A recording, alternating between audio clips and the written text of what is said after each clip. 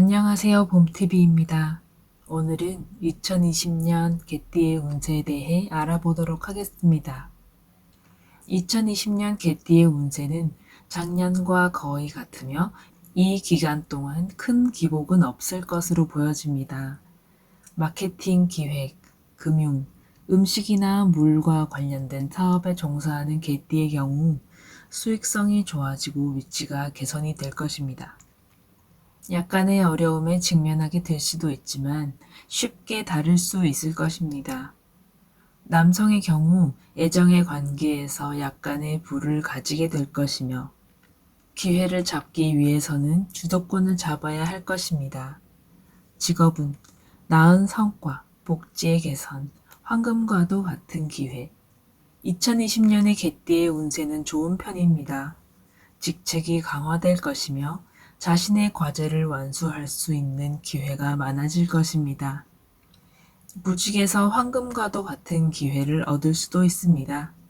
이럴수록 더 자신의 일에 매진한다면 운은 자연스레 당신을 따를 것입니다. 상사나 지도자들이 당신의 노력을 높게 평가할 것입니다. 공무원의 경우 복지 혜택이 나아지며 업무를 더 쉽게 마무리 지을 수 있을 것입니다. 재물은 특정한 이익, 안정적인 소득. 2020년의 개띠는 부와 관련하여 행운이 들어올 수 있습니다. 특히 디자인 금융, 하드웨어와 관련된 분야에서 일하는 사람들에게 좋을 것입니다. 투자에 적극적으로 참여하지 말고 비즈니스에서 발생할 수 있는 문제에 주의해야 합니다. 때로 사람들의 제안을 들으며 불필요한 실수를 피하는 것이 도움이 될 것입니다. 일상생활에서는 복권으로 약간의 돈을 벌 수도 있지만 이런 것들에 의존하지 마십시오. 애정운, 남성에게 더 많은 기회, 조화로운 결혼 생활의 유지. 독신 남성에게 사랑의 행운이 더 많이 다가올 것이며 적당한 기회를 잡기 위해 용기를 낼 것을 권합니다. 여성의 경우 먼저 애정을 표현할 필요가 있습니다. 사회활동에 참여하는 것도 진정한 사랑을 찾는 효과적인 방법입니다.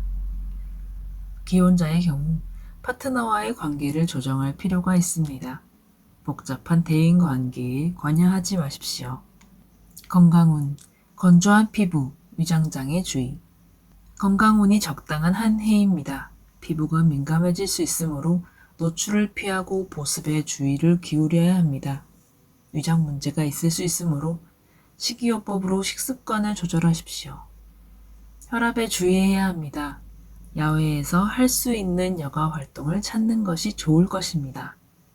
다음에서 태어난 연도별 운세에 대해 알아보도록 하겠습니다. 2018년에 태어난 개띠의 경우 건강상에 큰 문제는 없을 것이며 순조로운 한 해를 보낼 것입니다. 2006년에 태어난 개띠의 경우 학업 성적은 좋을 것이며 친구들과의 범위를 넓히고 마음을 열 수 있을 것입니다. 더 많은 취미와 관심사를 키울 수 있습니다. 사고로 인한 부상이 있을 수 있습니다. 1994년에 태어난 개띠의 경우 직업과 연애에서 행운을 얻기 힘들 것입니다. 일부는 노력을 통해 지위가 개선될 것입니다. 동료들과의 관계에 노력을 기울이고 우쭐대지 마십시오. 연애에 있어서 변동이 있을 수 있습니다. 독신의 경우 충동적으로 새로운 관계를 빠르게 형성할 수 있는 가능성이 낮을 것입니다. 1982년에 태어난 개띠의 경우 높은 지위와 급여가 개선될 기회가 있지만 몇 가지의 장애물이 따라붙습니다. 참을성 있게 기다리고 겸손한 태도를 유지해야 합니다. 경력이 정체되는 것을 막기 위해 새로운 무언가를 찾아야 할 때입니다.